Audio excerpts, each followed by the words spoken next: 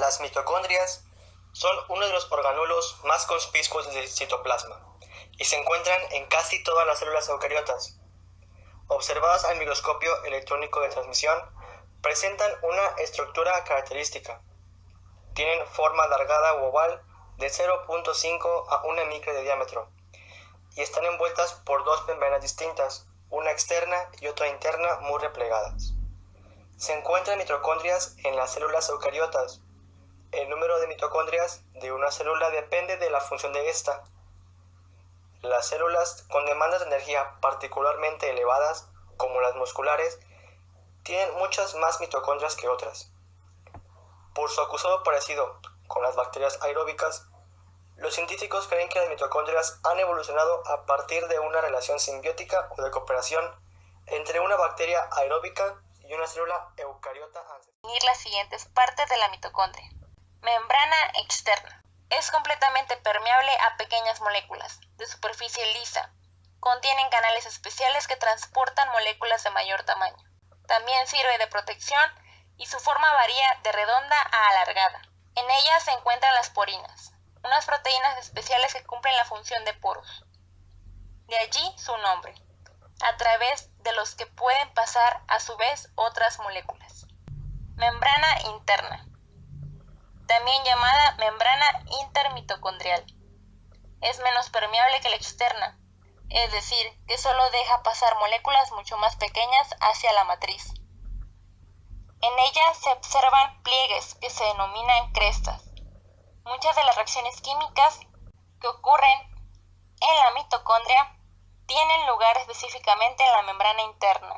Esta membrana contiene al sistema de transporte de electrones, mediante el cual estos son llevados de un componente proteico al siguiente, formando una cadena. Espacio intermembranoso. Se trata del espacio que existe entre las membranas exterior e interior. También se le llama cavidad. Se caracteriza por tener una alta concentración de protones, debido a la presencia del sistema de transporte de electrones en la membrana interna.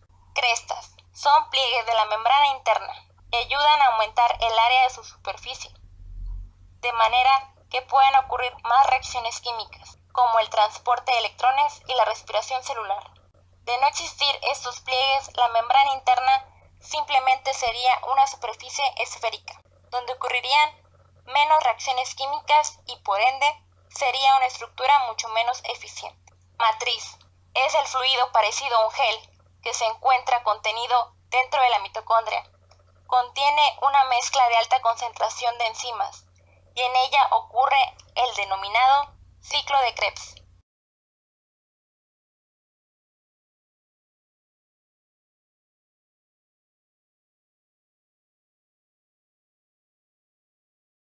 Función mitocondrial.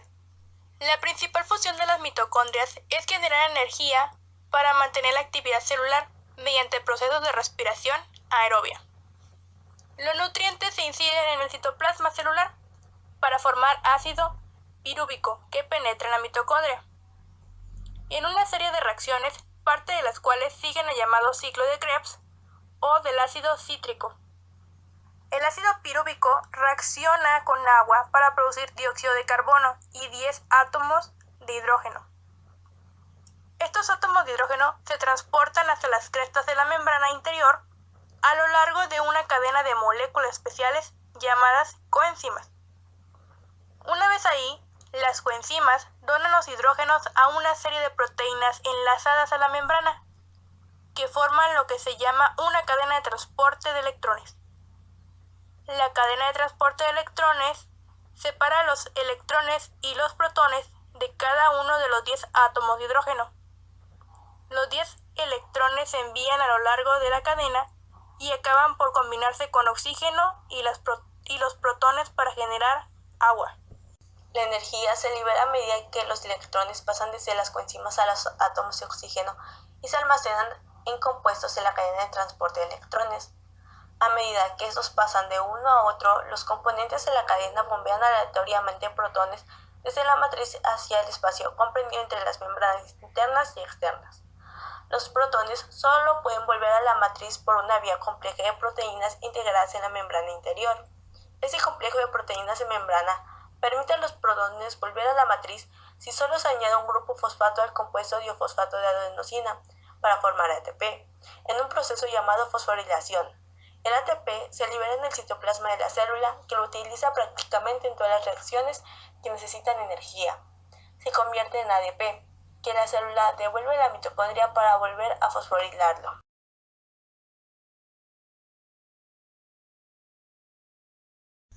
Respiración celular. Consiste en la oxidación de los nutrientes orgánicos para extraer la energía que contienen, lo cual tiene lugar en las mitocondrias. Es decir, es el proceso por el cual la energía química de las moléculas de alimento es liberada y parcialmente capturada en forma de ATP, adenosíntrifosfato. Los carbohidratos, grasas y proteínas pueden ser usados como fuentes de energía en la respiración celular. La glucosa es el ejemplo más común para examinar las reacciones y los caminos involucrados. La degradación de la glucosa mediante el uso de oxígeno o alguna otra sustancia inorgánica se conoce como respiración celular. La respiración anaeróbica. No todas las formas de respiración requieren oxígeno. Algunos organismos, como las bacterias, degradan su alimento por medio de respiración anaeróbica. Aquí, el receptor final de electrones es otra sustancia inorgánica diferente al oxígeno y produce menos ATP que en la respiración aeróbica. La cadena de transportes de electrones. En el ciclo ácido cítrico se ha producido CO2, dióxido de carbono, que se elimina y una molécula de ATP. Sin embargo, la mayor parte de la energía de la glucosa la llevan el NADH y el FADH2 junto a los electrones asociados. Estos electrones sufren una serie de transferencias entre compuestos que son portadores de electrones, denominados cadena de transporte de electrones, y que se encuentran en las crestas de las mitocondrias. Uno de los portadores de electrones es una coenzima, los demás contienen hierro y se llaman citocromos. Cada portador está a un nivel de energía más bajo que el anterior, y la energía que se libera es usada para formar ATP. Esta cadena produce 32 moléculas de ATP por cada molécula de glucosa degradada, que más 2 ATP de la glucólisis y 2 ATP del ciclo del ácido cítrico hay una ganancia neta de 36 ATP por cada glucosa que se degrada en dióxido de carbono y en agua. Los sustratos más importantes para la respiración celular son los azúcares y lípidos simples, la glucosa y los ácidos grasos.